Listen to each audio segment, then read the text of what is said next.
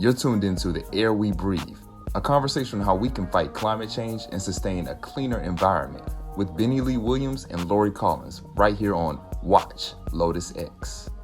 I moved into what I'll call my arrogant phase after I got through surprise, depression, and anger. I finally decided, you know what? The United States has tons of resources, tons of innovation, and a can do attitude. So I think the US is the place to drive a lot of climate action. You may ask, what is climate action? Climate action means stepped up efforts to reduce the self-inflicted pollution we're causing ourselves and strengthen resilience to said pollution. Because even though our politicians talk, if you're just listening to politicians, you think that we are not in favor of climate action. But if you actually look at what's happening in the US, we're driving tons of innovation. I mean, the US has, one of the largest wind farms in the world. We have some of the largest solar farms in the world. So, in a lot of the progress on battery storage, which is the linchpin to making renewable energy work, because, without storage, the sun shines, but you can't capture it. It's like perishable. Battery storage systems are emerging as one of the key solutions to effectively integrate high shares of solar and wind renewables in power systems worldwide. Batteries help provide reliable and cheaper electricity in isolated grids and off-grid communities. So, the US is really driving a lot of investment and innovation, but it's just the way we talk about it. We talk as if we're not in favor of it, but the actions on the ground are quite innovative. So wow, some of the most innovative renewable energy sources are solar-powered trains, artificial photosynthesis, tidal energy, electric tires, and liquid sunlight. I mean, that was sort of my change in perspective. I came at the end of a year of thinking about this. I decided, I want to be back in the US where I think we can drive change. And I originally had thought, oh no, I might want to stay in Europe because they're the leaders on this issue. But you see a lot of things that Europeans are doing that are not necessarily the best way to go. Gotcha. So, for example, Germany decided no nuclear. We don't want to take any risk around nuclear. But as a result, the carbon emissions in Germany went up. Because when the sun's not shining and the wind's not blowing, you have to have some power. So they resorted to coal. So their emissions actually went up. It was an unintended consequence. And actually, I didn't ever hear that until I came back to the US. Coal contains sulfur and other elements including dangerous metals such as mercury and lead that escape into the air when coal is burned. That was never that.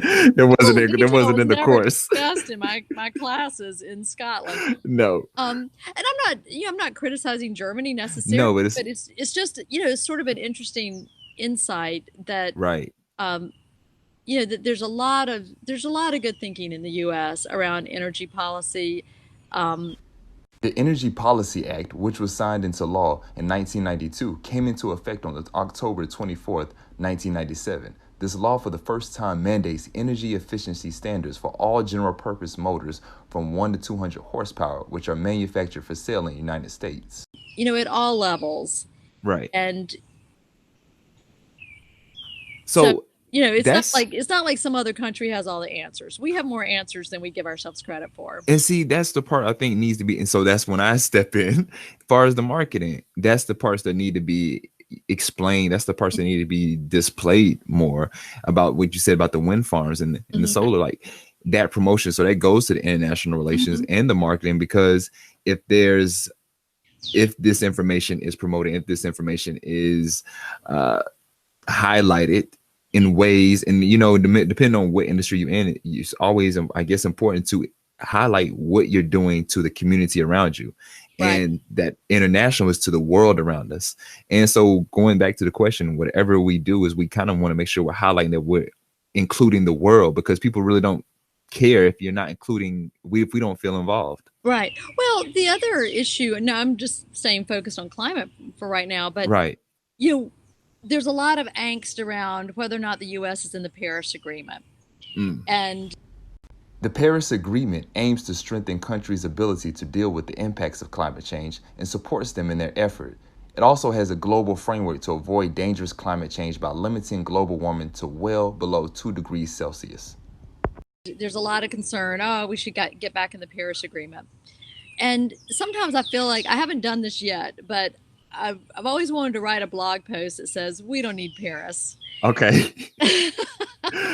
This is interesting already. In Paris, except for love, maybe. But right. I mean, obviously, as an environmentalist, I think there's a lot of good reasons to be in the Paris Agreement. But my point is, we don't have to be in the Paris Agreement to drive a lot of innovation and change and a lot of global leadership, because a lot of U.S. companies are international.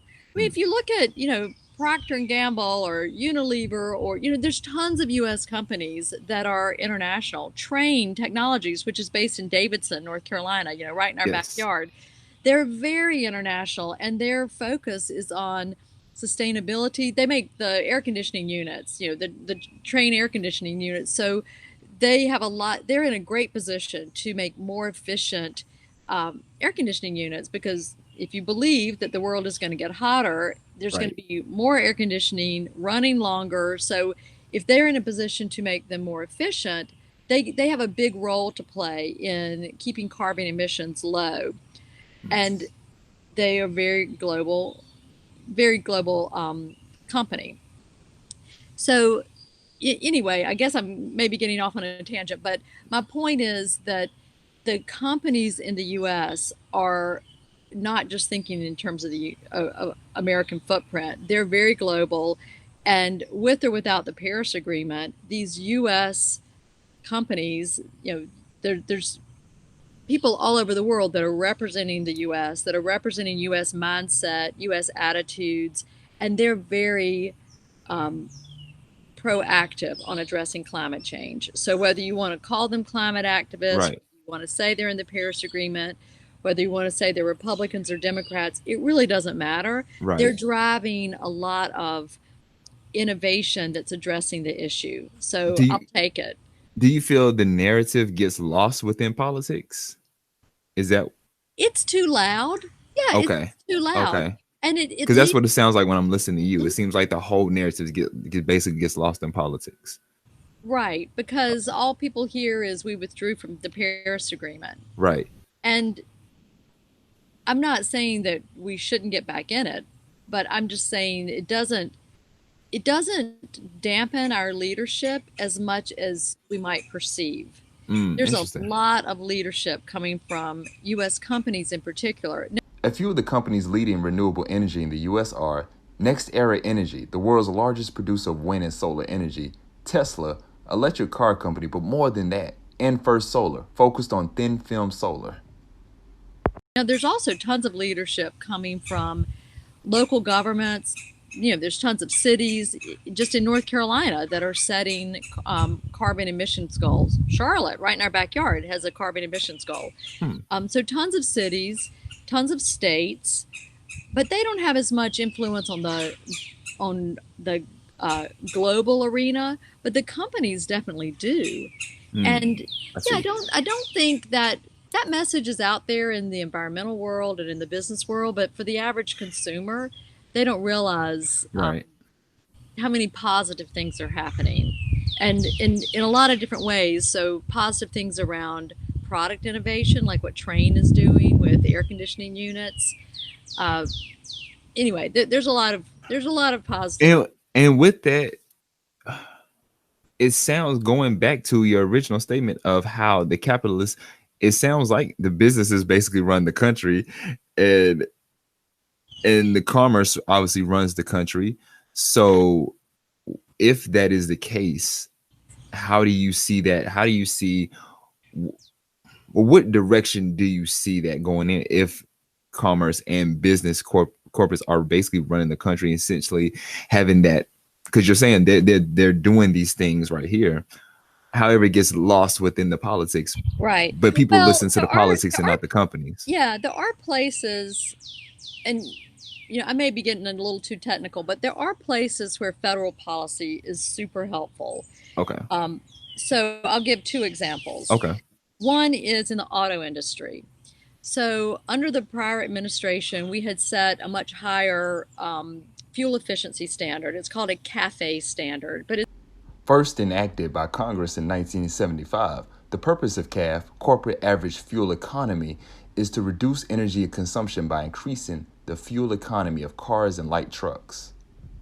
it's basically, an average miles per hour that miles per gallon. I'm sorry. So you'll say, okay, if the average miles per gallon on your car, your fleets now is 35 miles per gallon, we wanted that to go to 50. So I always thought, okay, that means they're changing the car to make the internal combustion engine on a car more efficient. Right. But that's not what was happening. They weren't changing the way cars were manufactured. The way an automobile company was getting from 30 miles per gallon to 50 miles per gallon is they were producing a lot more electric vehicles. Right. So their average would go up, and to Gotcha. have higher fuel efficiency for their overall fleet of cars and vehicles and trucks that they were producing. So when you take that pressure off, when a new administration says, okay, you can go back to 30 miles per gallon, they just quit making electric vehicles. Okay, and I wonder what happened. So that's what the impact is. So if you're the oil industry, you feel like, wait a minute, you're coming directly after my business. Right. By having more and more, if you're giving all these incentives to produce more electric vehicles, you're coming directly out after my business. So right. Of course they don't like it. And so that's an example where, from the automaker's point of view, if you tell them from a federal level, everybody's got the same rules, you have to hit 50 miles per gallon, then you have to produce more electric vehicles. They're all going to try to produce the best electric vehicles. They're going to compete. Right. They're going to have the best car. They're going to market. They're going to try to market in the U.S. They may market more to Europe because there's more of a market for electric vehicles in Europe. Wow. So they're going to put the steering wheel on the other side of the car. Exactly. They don't care.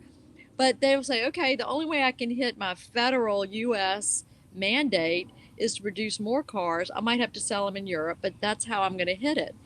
And if you take that incentive away, they're probably not going to do it. They're happy to do it. Well, I shouldn't say they're happy, because they'll go either way. But they were perfectly prepared to produce more electric vehicles when they had the mandate, and at a federal level, it leveled the playing field. Got you.